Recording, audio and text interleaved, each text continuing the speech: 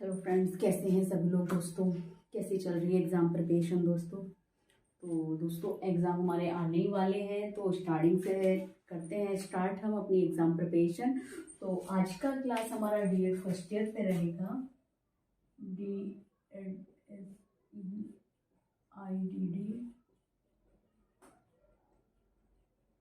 First year में हम करेंगे जो हमारा 5 नंबर में सबसे ज़्यादा मोस्ट इम्पोर्टेंट क्वेश्चन है, जो हमेशा पूछा जाता है और हमेशा आता है। ठीक है, यूनिट 1.1 से या तो परिभाषाएं पूछ ली जाती है कभी कभी, या फिर आपका आ जाता है पूरा 5 नंबर में।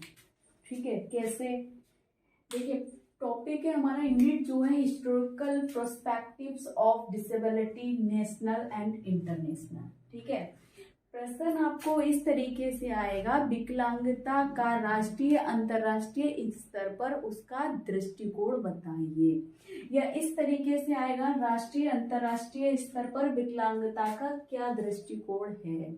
परिप्रेक्ष्य जो शब्द है ना दोस्तों, ये परिप्रेक्ष्य, ये हम समझ एकदम से क्या हो जाता है ना, ऐसे शब्द आ जाते हैं जो हम समझ नहीं पाते हैं हिंदी में कभी कभी। तो परिप्रेक्ष्य का अगर हम देखें तो दूसरा शब्द है इसका दृष्टिकोण। दृष्टिकोण क्या है, किसी के लिए किसी का क्या दृष्टिकोण है, कैसा समझना या कैसा समझा जाता था, या कोई उसको देखकर क्या समझ रहा है, क्या अनुमान लगा रहा है। ठीक है, दृष्टिकोण। ठीक है, तो दोस्तों विकलांगता का इतिहास के बारे में उन्होंने पूछा है कि विकलांगता का पहले क्या इतिहास रहा है राष्ट्रीय अंतर्राष्ट्रीय स्तर पर। स्तर का मतलब यहाँ हो गया, वो पूछेंगे राष्ट्रीय अंतर्राष्ट्रीय यानी कि प्राचीन काल में, ठीक है, मध्यकालीन में, वर्तमान काल में, ठीक है ना, ज्ञानोदय में क्या चल रहा है। ठीक है, यह क्या कहा जाता था, कैसे कैसे डिसेबिलिटी को जाना, कैसे कैसे डिसेबिलिटी को पहचाना, किस तरीके से डिसेबिलिटी को स्वीकार किया गया। ठीक है, तो दोस्तों अगर हम बात करें ना कि पहले की इतिहास की, अगर बात करें जो विकलांगता का इतिहास था पहले के जमाने में, आप जब ये आंसर लिखेंगे तो पहले तो आप पूरा लिख लेंगे विकलांगता का इतिहास या परिप्रेक्ष्य राष्ट्रीय अंतर्राष्ट्रीय स्तर। तो सबसे पहले आप विकलांगता का इतिहास डालेंगे, इतिहास डालने के बाद आप उसमें थोड़ा सा लिखेंगे क्या, विकलांगता का इतिहास। देखिए, पहले के जमाने में विकलांगता को विकलांगता नहीं माना जाता था, विकलांग शब्द था ही नहीं। उन लोगों को जैसे कि शारीरिक रूप से हैं, मानसिक रूप से हैं, कहते थे किसी भूत प्रेत का साया माना जाता था, किसी की पुरानी आत्मा मानी जाती थी, दूसरा जन्म मानते थे कि इसका दूसरा जन्म है। ठीक है, बुरे कर्मों का पाप माना जाता था, बुरे कर्मों का फल कहा जाता था, भूत चुड़ैल। ठीक है, देवता भी माना जाता था, देवताओं के ना रूप में पूजते थे। ठीक है, जो शारीरिक रूप से विकलांग है वो किसी एक देवता को स्थान पर बैठा दिया करते थे। ठीक है, जो आंखों से है, देख नहीं सकता, तो उसे कहते थे परमात्मा, परमात्मा उसकी लीन है परमात्मा में। ठीक है, ऐसे ऐसे। और कहीं कहीं तो ऐसा था कि कभी एक समय ऐसा आता है कि इनको स्वीकार नहीं किया जाता था, समाज से बाहर निकाल दिया गया, एक बीमारी के रूप में समझ लिया कि एक बीमारी है, दूर कर दिया समाज से। ठीक है, समाज में शामिल नहीं होने दिया, विद्यालय में इनको नहीं जाने दिया, विद्यालय तो बहुत दूर की बात है, विकलांगता को विकलांगता नहीं माना। ठीक है, तो दोस्तों नहीं माना। ठीक है, तो जब विकलांगता को विकलांगता नहीं माना, तब कैसे कैसे ये एक डिसेबिलिटी जो शब्द है, विकलांगता शब्द है, कैसे कैसे इसको स्वीकार किया गया, कैसे कैसे ये बदला, वो चीज आज हम जानते हैं, जो कि 5 नंबर के लिए मोस्ट इंपोर्टेंट है कि बहुत ही इजी मेथड से, बहुत अच्छे तरीके से। हालांकि मैं इस टॉपिक को पहले भी करा चुकी हूँ, अब उससे भी ज्यादा इजी लेकर आई हूँ आज। ठीक है, देखिए, नेशनल प्रोस्पेक्टिव ऑफ डिसेबिलिटी। ठीक है, विकलांगता का राष्ट्रीय इतिहास। देखिए, ग्रीस और रोम जैसी प्राचीन सभ्यताओं में विकलांग लोगों को अक्सर अलग कर दिया जाता था। जैसे कि अभी बताया, उनको क्या कर दिया, सामान्य व्यक्तियों से अलग कर दिया, चाहे वो समुदाय हो, समाज हो, कहीं भी मंदिर हो, कोई कार्यक्रम हो रहा है, कहीं विद्यालय है या चिकित्सालय है, किसी जगह जा रहे उनको अलग कर दिया जाता था या त्याग दिया जाता था। और कभी कभी उनकी हत्या भी कर दी जाती थी कि ये बीमारी इसको है तो इसको छूने से या इसके जाने से, पहुंचने से दूसरे व्यक्ति को लग जाएगी। फिर मध्य युग में क्या हुआ, विकलांग लोगों को राक्षसों या चुड़ैलों से ग्रसित माता माना जाता था। ठीक है, माना जाता था, ठीक है, और उन्हें भूत प्रेत भगाने या अन्य प्रकार की यातनाएं दी गई, ठीक है ना। क्या कहा जाता था, भूत प्रेत माना जाता था, राक्षसों चुड़ैल के रूप में उनको माना जाता था, और कहते थे इसके पास ले जाएंगे, मतलब एक देवता के रूप में से पूज रहे हैं विकलांग व्यक्ति को, और कह रहे हैं इसके पास जाने से क्या हो जाएगा कि भूत प्रेत भगाने के काम आएगा, अन्य प्रकार की उनको यातनाएं दी जाती थी।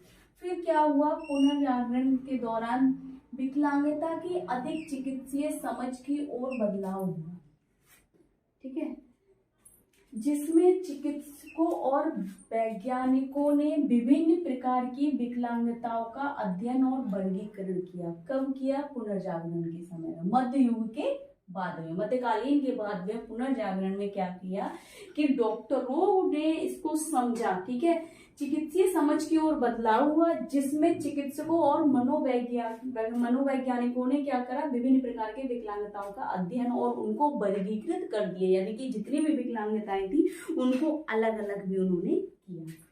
ज्ञानोदय के काल में क्या हुआ, में मानव अधिकारों और व्यक्तिगत गरिमाओं के मूल्य से संबंधित विचारों का उदय हुआ, जिसके परिणाम स्वरूप विकलांग लोगों के अधिकारों की मान्यता मिली, ठीक है, उनको अधिकारों की मान्यता मिल गई। 19वीं शताब्दी में विकलांग लोगों के लिए संस्थानों की स्थापना हुई।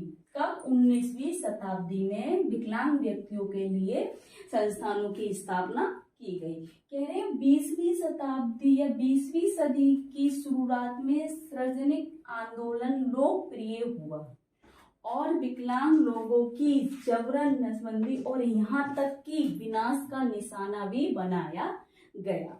विकलांगता अधिकार आंदोलन में 1960 और 1970 के दशक में उभरा। क्या उभरा, विकलांगता अधिकार आंदोलन जो था 1960 और 1970 के दशक में उभरा, जिसमें कार्यकर्ताओं ने समाज अधिकार, शिक्षा का अधिकार, रोजगार अधिकार और सार्वजनिक स्थानों तक पहुंच तथा भेदभाव और कलंक को समाप्त करने जैसी मांग की। कब, 1960 और 1970 के दशक, ठीक है। ये तो हो गया हमारा राष्ट्रीय विकलांगता का राष्ट्रीय ऐतिहासिक परिप्रेक्ष्य। अब अंतरराष्ट्रीय विकलांगता का क्या परिप्रेक्ष्य रहा है, देखिए, विकलांगता का अंतरराष्ट्रीय परिप्रेक्ष्य, ठीक है, international perspective of disability. Number 1, विभिन्न देशों में और संस्कृतियों में विकलांगता की कोई एक परिभाषा नहीं थी, अलग अलग तरीके से मानते थे, अलग अलग तरीके से समझते थे, उनको अलग अलग तरीके से डिफाइन करते थे, क्लासिफिकेशन करते थे उनका। विकलांग व्यक्तियों के अधिकारों पर संयुक्त राष्ट्र सम्मेलन UNCRPD विकलांगता को एक विकसित अवधारणा के रूप में परिभाषित करता है। सभी जानते हैं UNCRPD जो है विकलांगता को कह रहे हैं एक विकसित अवधारणा के रूप में परिभाषित करता है, जो विकलांगता पर्यावरण और मनोवृत्ति संबंधी बाधाओं और व्यक्तिगत कारकों के बीच पर परस्पर क्रिया से उत्पन्न होती है। कैसे, कह रहे हैं विकलांगता पर्यावरण और मनोवृत्ति संबंधी बाधाओं और व्यक्तिगत कारकों के बीच जो परस्पर क्रिया होती है उससे उत्पन्न होती है कि विकलांगता एक विकसित अवधारणा है, ठीक है। कह रहे हैं हालांकि विकलांगता की परिभाषाएं सांस्कृतिक, सामाजिक और राजनीतिक कारकों के आधार पर भिन्न हो सकती है, ठीक है। नंबर 2, कह रहे हैं विकलांगता एक वैश्विक मुद्दा है। क्या कह रहे हैं, विकलांगता क्या है, एक वैश्विक मुद्दा है। कैसे, कह रहे हैं विकलांगता दुनिया भर के लोगों को प्रभावित करती है, सभी जानते हैं, ठीक है ना। विकलांगता क्या है, दुनिया भर के लोगों को प्रभावित करती है। विश्व स्वास्थ्य संगठन WHO के अनुसार दुनिया भर में 1 अरब से ज्यादा लोग विकलांग हैं।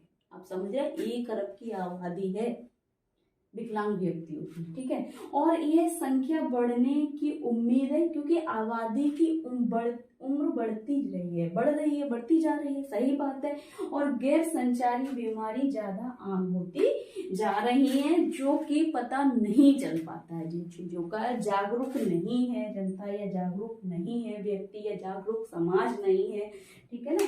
तो क्या कह रहे हैं कि गैर संचारी बीमारी ज्यादा आमतौर से बढ़ती जा रही है, ठीक है। तीसरा विकलांगता एक मानव अधिकार का मुद्दा है। यूएनसीआरपीडी मानता है विकलांग लोगों के पास बाकी सभी लोगों की तरह ही समान अधिकार है। यूएनसीआरपीडी का कहना है, उसका मानना है, यह मानता है, यूएनसीआरपीडी कहता है कि जो जो समान अधिकार विकलांग वो समान व्यक्ति को है, यानी कि सामान्य व्यक्ति को है, वे सभी अधिकार विकलांग व्यक्ति को भी हैं। ठीक है, समान अधिकार दिए गए हैं, जीने के, खाने के, पीने के, घूमने के, रोजगार के, शिक्षा के, हर चीज के समान अधिकार दिया गया है विकलांग व्यक्ति को और सामान्य व्यक्ति को। उनकी तुलना में देखा जाए तो सभी अधिकार सामान्य हैं और इन अधिकारों की रक्षा की जानी चाहिए, क्योंकि इसमें शिक्षा, रोजगार, स्वास्थ्य सेवा और समाज में भागीदारी का अधिकार शामिल है। ठीक है, वो कह रहे हैं कि विकलांगता एक मानव अधिकार का मुद्दा है। यूएनसीआरपीडी मानता है कि विकलांग लोगों के पास भी बाकी सभी लोगों की तरह समान अधिकार हैं, जिसमें कह रहे हैं कि उन अधिकारों की रक्षा करनी चाहिए जिसमें शिक्षा, रोजगार, स्वास्थ्य सेवा और समाज में भागीदारी का अधिकार शामिल है। ओएचओ और आईएलओ अंतर्राष्ट्रीय श्रम संगठन जैसे अंतर्राष्ट्रीय संगठनों ने भी विकलांग लोगों के अधिकारों को बढ़ावा देने के लिए नीति और दिशा निर्देश विकसित किए हैं।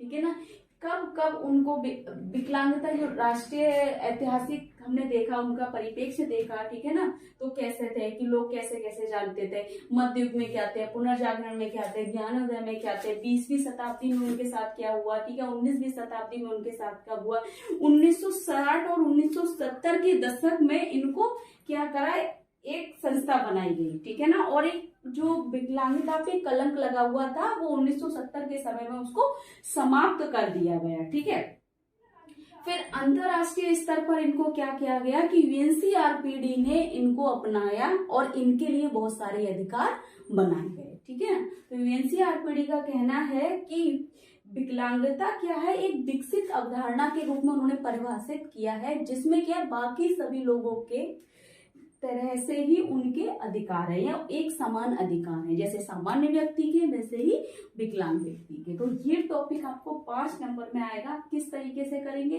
पहले तो आप विकलांगता का इतिहास थोड़ा सा लिखेंगे, कम से कम 20-25 लाइन।